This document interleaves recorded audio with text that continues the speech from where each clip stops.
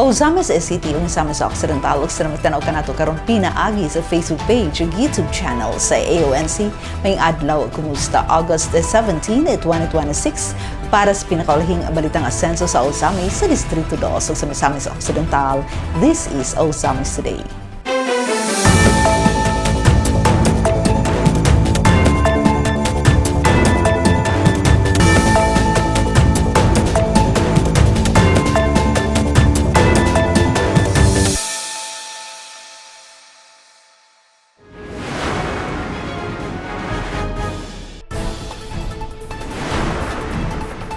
Usa ka libo 700 ka Ozames non-farmers o fisherfolk nakabenepisyo sa PAPP Cash Assistance. Nakadawat og 2,325 pesos ang matag usa.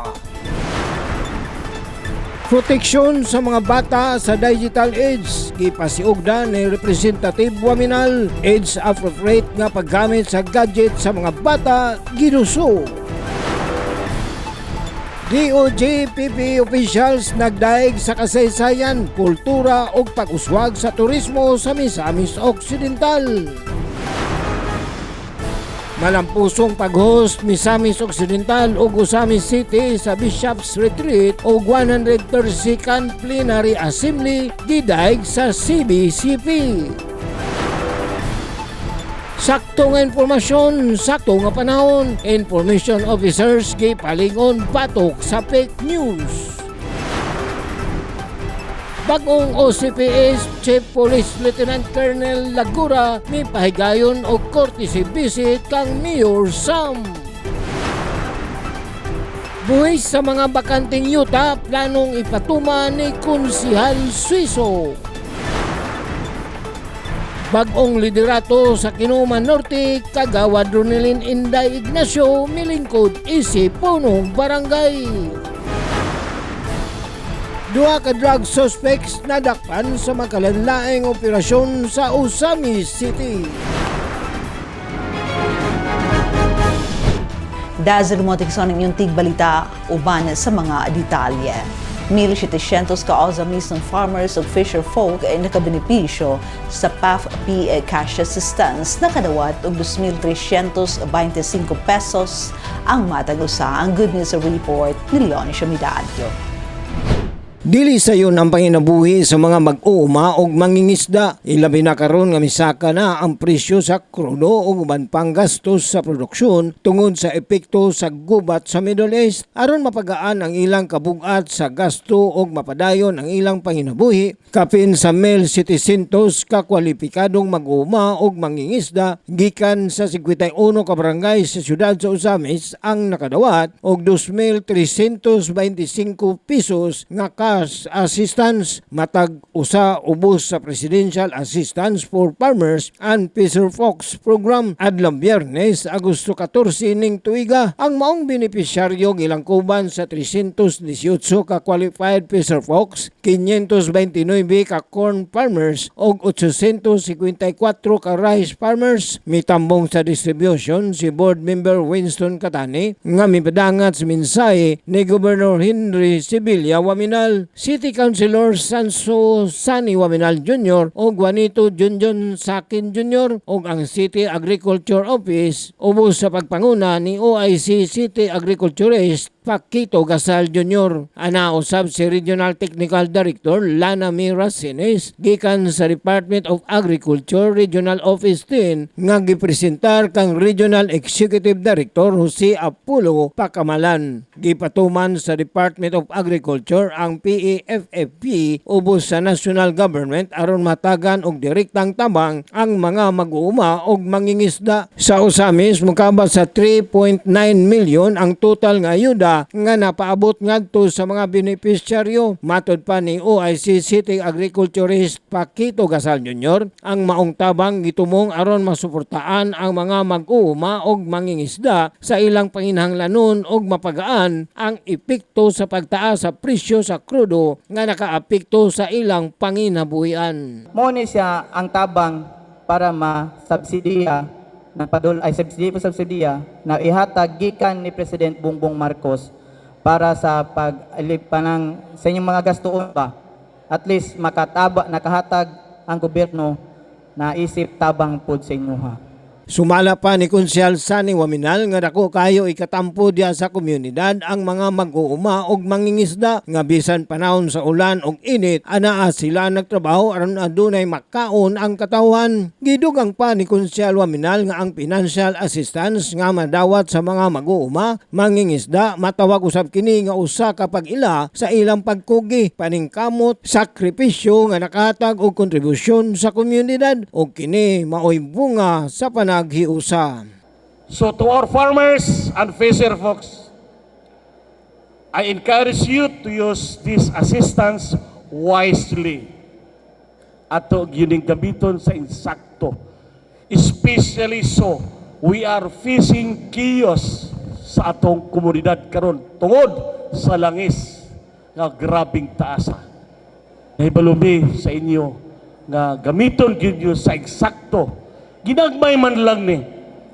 Pero at least dako ni katabang 2,325. May na lang ni twice a year natay madawat gikan sa Department of Agriculture ug sa atoang lokal nga mga gamhanan. Sa ngalan ni Misamis Occidental Governor Atty. Henry Sibilia Waminal, si Board Member Winston Katani ang mihatag sa mensahe. Matod pa niya nga kini resulta sa maayong relasyon tali sa lokal nga kagamhanan ug nasyonal, hinungdan nga paspas ang implementasyon sa mga programa. Matag mensahe sa ato ang pinanggang gobernador, mahisgutan gid ni nga mga activity. Mahisgutan gid ni nga kinahanglan na agi tay maayong relasyon. Kinahanglan na agi tayo maayong coordination. Kay gusto sa atong pinanggang gobernador nga matag programa, no? Nga ipa-implementar nato mapasayon ug mapadali kini.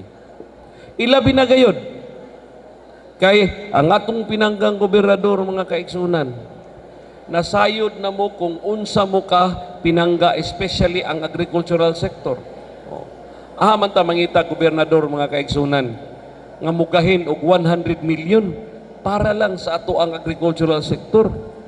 Sa mensahe ni Regional Technical Director Racenes, Chief Representante ni DA Regional Executive Director Pakamalan, iyang gihangyo ang mga benepisyaryo sa pagpakita og kooperasyon o pagsinabtanay alang sa hapsay nga pagpatuman sa maong distribution. Maghangyo lang mi nga igo nga pasensya, dali ra kayo ang verification. Kung unsa kadali ang pag-verify, mas pinakadali pagyud ang pagdawat ninyo sa inyong assistance. Nahimo kini pinaagi sa lig-on nga panagtinabangay sa national government, provincial government ug Misamis Occidental ubos sa pagpangulo ni Governor Waminal ug City Government of Misamis ubos ni Mayor Sam Norman G. Puentes uban sa Department of Agriculture ug City Agriculture Office. Labaw pa sa kantidad sa cash assistance ang PAFFP nagpakita nga sa panaghiusa sa nagadaiyang level sa gobyerno mas dali nga maabot sa komunidad ang tabang nga gikinahanglan sa mga sektor nga mo'y nagpadayon sa produksyon sa pagkaon ug nagsustento sa panginabuhi sa daghang pamilya. Para sa mga mag-uuma ug mangingisda sa Usamis, kini usa ka dugang nga suporta aron makatabang sa ilang adlaw-adlaw nga panginahanglan ug sa pagpadayon sa ilang panginabuhi bisan pa sa nakataas nga gasto sa produksyon. Alang sa Usamis Today, ako si Leoncio Midali. Salamat Leoncio, proteksyon sa mga bata sa digital age. Gipa si Ugda ni Representative Waminal, age appropriate ang kapaggamit sa gadgets sa mga bata, giduso. Anyang report. The government has the obligation and authority to safeguard our youth, ensuring that technology serves the child rather than the other way around. Kinigi pa si Ugda ni Asenso Pinoy Representative Attorney Henry India F. Waminal Jr. sponsor sa House Bill number 7887 o ang Children's Gadget Use Regulation Act atul sa joint deliberation sa Committee on Basic Education and Culture ug Committee on Health Hulyo 20, 2026 din iyang gipunting ang kamahinungdanon sa pagpatuman og age appropriate nga mga limitation sa paggamit og gadgets alang sa mga bata bata. Matod ni Congressman Indy Waminal, ang issue sa sobrang paggamit og gadgets dili lamang may kalabutan sa abilidad sa mga bata sa pagkat-on, kundi direktang nakaapekto usab sa ilang pisikal, mental ug psychological well-being. Hinungdan nga gikinahanglan ang hiniusang paghisgot sa duha ka komitiba. Isip sponsor sa maong balaod noon, gipresentar ni Kong Indy ang age-appropriate regulatory framework alang sa mga bata nga gibase sa lokal ug international nga mga pagtuon. Lakip ang mga rekomendasyon ug findings sa World Health Organization ug gibahin kini ngadto sa upat ka age brackets aron matakda ang angay ug responsableng level sa paggamit sa gadgets sumala sa edad sa mga bata. This proposal is rooted in several studies. It adopts an age-appropriate regulatory framework for children divided into 4 age brackets. For ages 0 to 2, 2 to 5, 6 to 12, and 13 to 18 years of age, drawing upon the findings of both local and international research, including from the World Health Organization. Alang sa mga bata 0 hangtod 2 anyos, gisugyot ni Kong Indy ang hingpit nga pagdili sa paggamit o gadgets tungod kay kini usa ka kritikal nga yugto sa paspas nga pag-develop sa ilang utok ug paghulma sa ilang mga abilidad sa panghuna-huna. It is during this critical window that a child's brain triples in weight and experiences rapid cognitive development. There are already several studies showing that screen time for infants leads to poorer language skills, impaired executive functions, and lower developmental scores. Conversely, studies show that there is no evidence of developmental benefits in introducing gadgets before the age of 2. Samtang alang sa edad 2 hangtod 5 anyos, girekomendar sa kongresista ang paglimitar sa ilang screen time ngadto sa 1 ka oras kada adlaw kay matud pa niya ang sobra nga paggamit mahimong makapamenos sa panahon alang sa ilang social interaction, physical activities ug uban pang importanteng kasinatian nga makatampo sa pagbalambo sa ilang emotional, motor ug behavioral skills. International health organizations recommend limiting screen time to 1 hour for this bracket, as excessive use displaces the social activities essential to developing these skills. Studies have also shown that excessive screen time in this age bracket is linked to behavioral problems in children. It has been held that children in this age group are at a higher risk for ADHD, hyperactivity, shortened attention spans, obesity, sleeping disorders, behavioral problems, and even mental health problems such as depression. Sa mga nag-edad 6 hangtod 12 anyos, gipunto ni Kong Indy ang pagbalanse sa screen time o paggamit og gadgets. Ilabi na kay kini nga yugto mao ang dakong transisyon sa bata gikan sa panimalay o daycare setting padulong sa formal nga pag-eskwela. From findings that show that excessive screen time at this age is also linked to obesity, sleep disruption, and behavioral problems, since it cuts into physical activity, family time, and rest. Alang sa edad 13 hangtod 18, mas gipunting ni Kong Indy ang digital literacy, responsableng paggamit og online safety, ilabi na tungod sa mas lapad nga access sa gadgets ug risgo sa problematic cellphone use. Usa nga mahimong may kalabutan sa depressive ug anxiety symptoms, disordered eating ug alcohol abuse. For ages 13 to 18, children experience puberty at this age and generally gain unmonitored gadget access. As such, this is the age group where digital literacy, responsible use, and online safety is of paramount importance. It is at this stage that problematic cell phone use is prevalent, which leads to depressive and anxiety symptoms, disorderly eating, and alcohol abuse.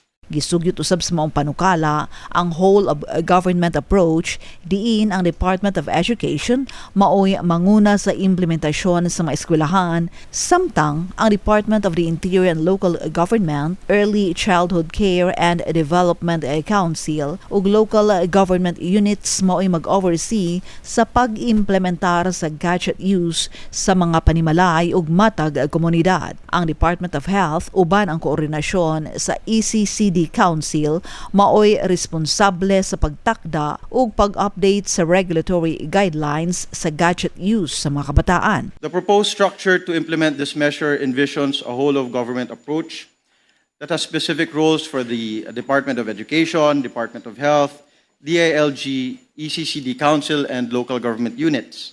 Lakip usab sa mong panukala ang responsibilidad sa mga pribadong establishmento sa pagtabang sa paghimo og palibot nga musuporta sa himsog nga gadget use habits sa mga bata. The proposal seeks to tap several government stakeholders and recognition of the role of the state as parents patriae. The measure also proposes a reasonable obligation for private establishments to ensure that the environment outside the home reinforces rather than undermines healthy habits. Bisan pa man og daw istrikto ang pipila ka probisyon, gipasabot niya Senso Pinoy Representative Waminal nga ang espiritu sa mong balaod nakasentro sa kolaborasyon, pag-atiman ug pagpanalipod sa kaayuhan sa mga kabataan. Diin ang tumong niini mao ang pagsiguro nga ang teknolohiya mahimong himan sa ilang kaayuhan ug kalambuan, dili kapuli sa papel sa maginikanan sa paggiya sa ilang mga anak. The digital age is here to stay, but we have a choice. We can let screens raise our children, or we can raise them ourselves. The bill is not about resisting the advent of technology. It is about care. It is about giving parents the support they need, schools the guidance they require, and children the protection they deserve. Ang House Bill number 7887 nagpakita sa core advocacy sa Senso Pinoy nga panalipdan ang kaayuhan sa kabataan pinaagi sa pagkunhod sa developmental ug mental health risk nga mahimong dala sa dili husto ug sobra nga paggamit sa gadgets samtang gipalambo ang mas himsog, responsable ug balanseng relasyon sa mga bata sa gadgets ug digital technology alang sa ilang mas maayong kaugmaon. DOJ PPA officials nagdayeg sa kasaysayan, kultura ug pag-uswag sa turismo sa Misamis Occidental. Atong dawaton ang report ni Angela Kirante.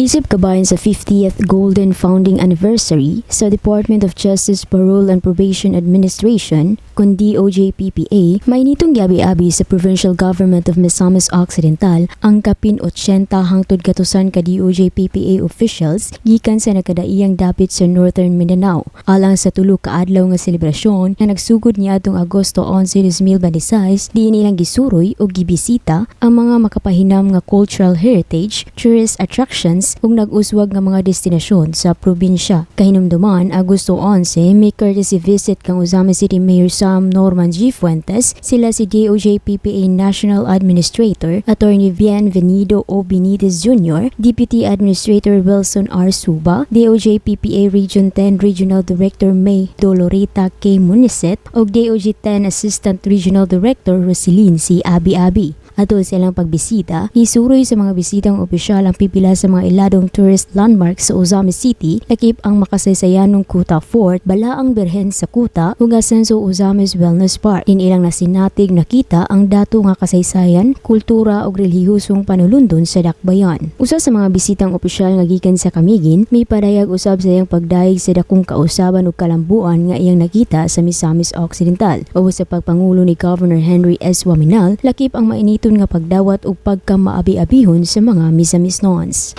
Siya siguro ang as father sa inyong kwan Maurice. Nakita na ko nga, dili lang siya sa politics naka-focus. Mas sa kung tanaw mas ipadol mo niya sa Ginoo. Kanang jaging aspect akong giganahan yung bagay. Tapos kanang amorap. Actually sa una sa Facebook, nakita na ako na siya na sada dual pan. Then karon mo unexpectedly nagla among ginyo. So ako nga dili mo to. Then sada gid siya. So Gov, thank you sa chance nga diri i-celebrate na mga 50th anniversary sa OJPPA. Then sa accommodation, sa luto gid mi wala bawgid kami sa accommodations, and then sa hospitality po sa mga tao sa Miss Oc. And then tapos model ka sa as head sa kanang province, isa ka sa pwede nga may modelo sa uban po nga mga head sa provinces. Pinaagi sa tulo ka adlaw nga paglibot na sinati sa mga DOJ-PPA officials di lamang ang katahom sa mga destinasyon sa Misamis Occidental kundi usab ang dato nga kasaysayan, relihiyosong panulundon pagka maabi-abiyon sa mga Misamisnon ug kultura niini. Lakip ang palayong pag-uswag sa sektor sa turismo nga nagpakita sa dako nga potensyal sa probinsya isip usa ka kompetitibong destinasyon sa Northern Mindanao. Alang sa Uzamis Today, ako si Angela May Kerante. Salamat ma'am, malampusong pag-host sa Misamis Occidental o Uzamis City sa Bishop's Retreat o 132nd Plenary Assembly. Gidayeg sa CBCP. Ani ang report ni Glenn Ray Aruluna. Gipadayag sa Catholic Bishops Conference of the Philippines o CBCP ang dakong pagpasalamat ngadto sa Archdiocese of Uzamis, sa Provincial Government sa Misamis Occidental ug mga lokal na pagagamhanan tungod sa malampuson nga pagpahigayon sa Bishop Retreat ug 132nd nga Plenary Assembly sa Uzamis. Sa sulat nga gipadala ni Most Reverend Gilbert A. Garcera DD, presidente sa CBCP, ngadto kang Most Reverend Martin Sarmiento Homoa DD sa Arsobispo sa Archdiocese of Uzamis, gila ang mainiton niya pagdawat maampingon niya pagpangandam og suporta nga nagahatag alang sa maong importanteng kalihukan sa simbahang Katolika. Kung atong minungduman, lig-on usab ang suporta sa Ascenso Administration ubos pagpangulo ni Governor Henry S. Uminal atol sa pagbisita og sa mga kalihukan sa mga obispo sa Misamis Occidental. Dako usab ang nahimong suporta sa kanunay Ascenso Uzamis Administration ni Mayor Norman Gufuentes, labi na sa higayon nga mibisita ang mga kaobispuhan sa Uzamis City. Gipasalamatan sa CBCP ang provincial government ug mga local government units gikan sa gobernador hangtod na sa mga opisyal sa syudad ug mga lungsod nga ilang gibisitahan tungod sa ilang kinasingkasing nga kooperasyon. Sumala sa CBCP dakong bahin ang maong suporta aron nga mamahimong hapsay, mabungahon ug dili makalimtan nga kasinatian ang panigiusa sa mga obispo sa Uzamis. Gipasalamatan usab ang mga organizing committee, volunteers ug tanang mga mitampo sa ilahang panahon, talento ug mga kahinaguan alang sa kalampusan sa maong kalihukan. Sa maong pagila gipakita nga ang panigiusa tali sa simbahang Katolika ug lokal na pagagamhanan usa ka minungdanong puwersa sa pag-alagad sa komunidad ug pagpalambo sa kayuhan sa katawhan. Alang sa Uzamis Today, kini si Glenn Ray Huluna. Salamat Glenn. Sakto nga impormasyon, sakto nga panahon. Information officers gipalig-on batok sa fake news. Ani ang report. Sa panahon karon nga usa ka post lang sa social media, dali nang mukatag ang impormasyon, mas importante nga masiguro nga tinuod sakto ug mapuslano ng atong madawat nga balita. Mao kini ang sentro sa Ascenso Misamis Occidental Information Officers Network General Assembly nga gipangunahan sa Philippine Information Agency o PIA Region 10 niadtong Agosto 13 sa Tangub City. Mitambong sa kalihukan ang mga information officers gikan sa mga LGU sa Misamis Occidental, lakip ang mga public information officers sa nagkanaiyang national government agencies. Tumong sa panagtapok nga mas mapaligon ang ilang kahibalo ug pamaagi sa paghatod og timely, accurate ug kasaligan nga impormasyon ngadto sa publiko, ilabi na sa social media. Lakip sa mga learning sessions ang government communications, the new, the next and the now nga nagtutok sa bag-ong mga pamaagi sa government communication ug sa paggamit sa nagkadaiyang platforms aron mas maabot ang publiko. Gipresentaro sab sa PIA ang resulta sa Nationwide Information Needs Assessment and Survey 2024-2025 nga nagpakita kung unsa nga mga issue, topic ug impormasyon ang mas gustong masayran sa katawhan. Nagsilbi kining guide sa mga information officers sa paghimo sa ilang mga balita o istorya aron mas makatubag kini sa tinuod nga panginahanglan sa publiko. Mga impormasyon nga ilang gikinahanglan, interesado silang masayran ug makatabang sa ilang adlaw-adlaw nga kinabuhi. Giatagan usab higayon ang mga information officers nga maghatag updates sa ilang tagsa-tagsa ka LGU ug National Government Agency aron mahibal-an ug mapaambit ang mga programa, kalihukan ug serbisyo nga angay mahibaw-an sa publiko. Samtang nagkadali ang pagkatag sa misinformation, disinformation ug malinformation online, mas dako usab ang papel sa information officers sa pagsiguro nga ang impormasyon nga ilang ihatag klaro, tukma ug kasaligan. Kay kung sakto ang impormasyon nga maabot sa katawhan, mas makahimo sila og husto nga desisyon, mas makaila sa mga serbisyo nga ilang ma-avail ug mas malikayan ang pagtuo sa bakak o makalibog nga impormasyon. Sa katapusan, yano ra ang itumo nga ang impormasyon nga gikan sa gobyerno dili lang makita sa publiko kung dili tinuod nga masabtan, mapuslan ug makatubag sa ilang mga panginahanglan. Gipangaluhan ang kalihukan ni PIA-10 Regional Director Franklin P. Gumapon samtang naghatag inspirational message si Tangub City Mayor Sabiniano Ben Ganama. Ang mga learning sessions gipanguluhan nila PIA-10 Information Officer 1 Gabriel D. Andres ug PIA-10 Misamis Occidental Coordinator Jasper Marie O. Rucat. Bagong OCPS Chief Police Lieutenant Colonel Lagura mipahigayon og courtesy visit kang Mayor Sam. Ibalik ka lang sa report sa Leon Chumidalio. Human sa formal nga pag-instalar kang Police Lieutenant Colonel Mark Green Lagura, isip bagong officer in charge sa Usami City Police Station atol sa turnover of office ceremony Miyerkules sa buntag Agosto 12 ning tuiga. Pagkahapon may pagayon dayon siya og courtesy visit kang Mayor Sam Norman J. Puentes, isip lakang sa pagpalig-on sa koordinasyon ug panag-uban dali sa kapulisan ug sa lokal nga pangagamhanan. Formal nga mipulis si Police Lieutenant Colonel Lagura kang Police Major Agustin Araso isip bagong OIC sa Usami City Police Station. Din iyang gidawat ang responsibilidad sa pagdumala sa puwersa sa kapulisan sa syudad o pagpadayon sa mga operasyon alang sa kalinaw, kahusay o seguridad sa katawan. Atol sa iyang courtesy visit, may niton nga gidawat ni Mayor Sam si Police Lieutenant Colonel Lagura o gipahayag ang iyang bug-os nga suporta sa bagong hipis sa kapulisan, ilabi na sa pagpatuman sa mas epektibong mga lakang alang sa public safety o pagpausbaw sa mga peace and order initiatives sa dakbayan. Sa interview sa mga local media human sa iyang installation ceremony, gipahayag ni Police Lieutenant Colonel Lagura ang pipila sa iyang mga reforma nga iyang ipatuman, lakip ang pag-integrate sa usa ka duty monitoring system aron masiguro nga adunay mga personnel sa kapulisan nga naka-standby ug anda motubag sa mga panginahanglanon sa matag komunidad. Definitely will be imparting some changes. As I mentioned in my speech earlier, I will integrate itong duty monitoring system which will be launched on a later date siguro, kaya mo pang i-test fire, i-trial and error ang system.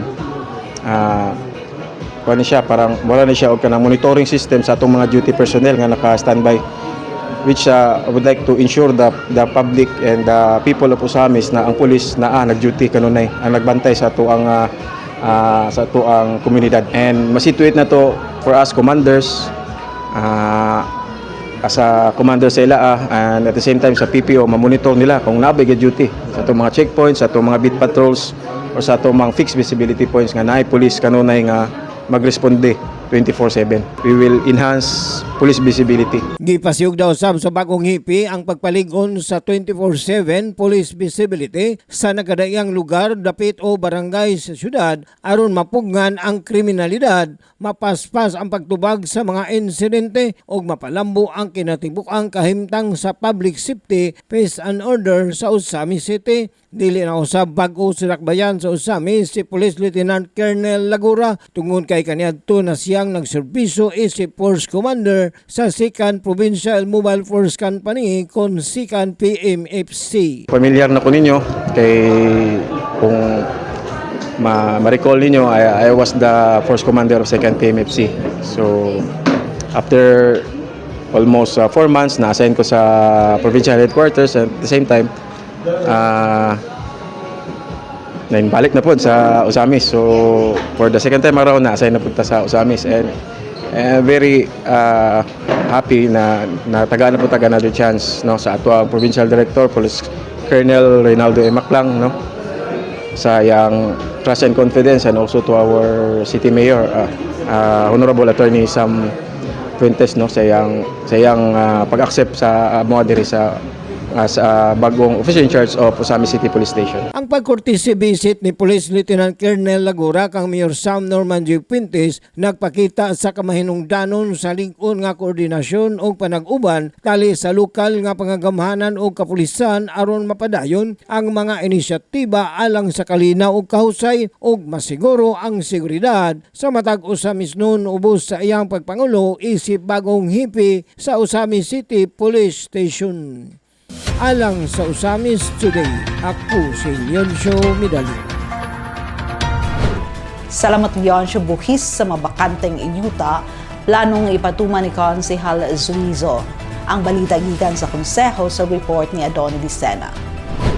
Gustong ipasubay ni Honorable Dicky Suizo kung aduna na ba'y ordinansa ang Usamis nga nag-impusar og buhis sa mga kayutaan nga bakanti o way tanom. Kung wala pa, gusto niya nga makamugna niini ang syudad aron magamit ang mga idle land alang sa mas gipakusog nga food security, environmental rehabilitation sama sa tree planting o mahimo usab kining local income generating gumikan kay makabayad og buhis ang mga landlord nga way mga tanom ang ilang mga yuta. Sumala sa datos sa CLUP Usamis nga ang syudad adunay 17,000 hectares agricultural land o 3/4 niini kalubian. Sayang obserbasyon, mas migamay pa karon ang produksyon sa mga abot gikan sa bukid, gumikan kay halos ang dagkong kayutaan sa bukid wala nay saop. Sa rason nga naglikay ang mga landlord nga mapailalom sa dark carp ang ilang mga yuta. Hinungdan nga gipang tipak o gibahin-bahin o wala na pabantay og mga saop nga mauntay kugihan magkultibar o mananom. Sa tan-aw ni Honorable Dicky Suizo, nga kun mas makaimpusar o makamugna og ordinansa labot nini ang syudad, dili lang mas mapakusog ang agricultural production, apan venue usab kini nga makasulod og memorandum of agreement ang City Hall, particular sa tree planting program, gumikan kay usa kini sa mga kondisyones exempted ang mga landlord sa pag-impusar sa buhis.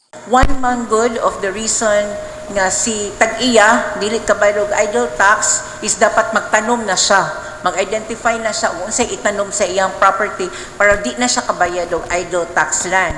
So the MOA could be kanabitang forcible na to nga kinahanglan ka mo-enter og MOA kay wala man kay tanom-tanom sa imong yuta.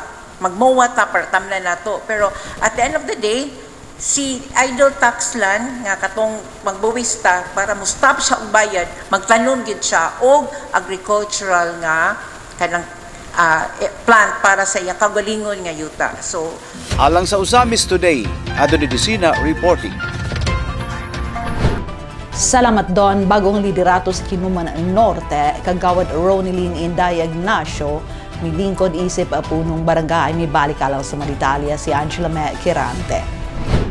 Human sa formal nga pag-resign ni kanhi punong Barangay Delfin June P. Ignacio Jr. nga epektibo Hunyo 12, 2026, opisyal na usab nga milingkod si Barangay Kagawad Ronilyn Inday M. Ignacio. Human siya nanumpa isip bagong punong barangay sa Barangay Kinuman Norte sa samang adlaw. Ipahigayo ng oath-taking ceremony at ubangan ni Mayor Sam Norman G. Fuentes nga maoy nag-administer og personal nga misaksi sa formal nga pagdawat ni Kapitan Inday Ignacio sa bagong responsibilidad sa pagserbisyo sa mga residente sa maong barangay. Mitambong usab sa seremonya sila Department of the Interior and Local Government kun DILG, Uzamis City Local Government Operations Officer kun CLGOO, Agil G. Vedra, ug ABC President ug City Councilor Salvador J.J. Canlas Jr. isip mga saksi sa maong transisyon sa liderato. Sa pakiginabi kaniya, gibasalig ni punong barangay Inday nga sa mga katawan sa barangay Kinuman Norte nga ubos sa iyang administrasyon iyang ipadayon o palambuon pa mga programa, serbisyo o proyekto nga gisugdan ni kanhi punong barangay Delphine P. Ignacio Jr. Ako na ang isip nga magdumala sa atong barangay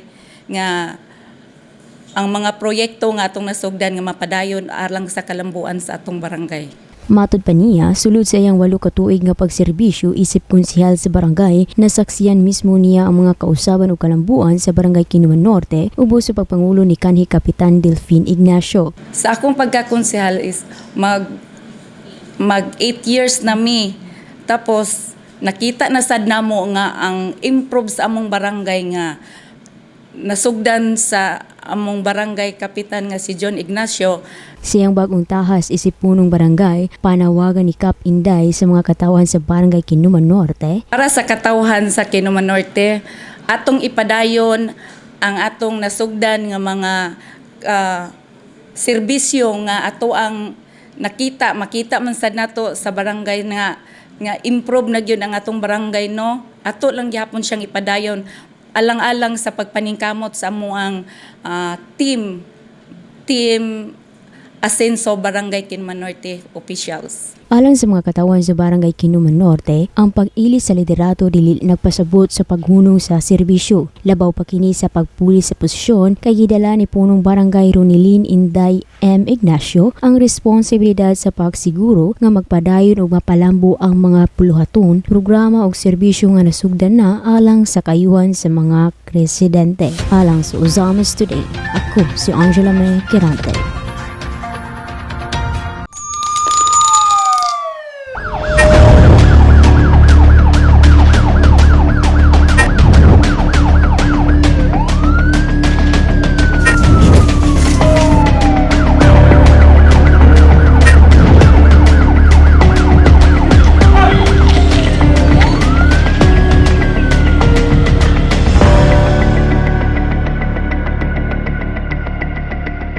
Duha ka drug suspects na dakpan sa magkalain-laing operasyon sa Ozamis City.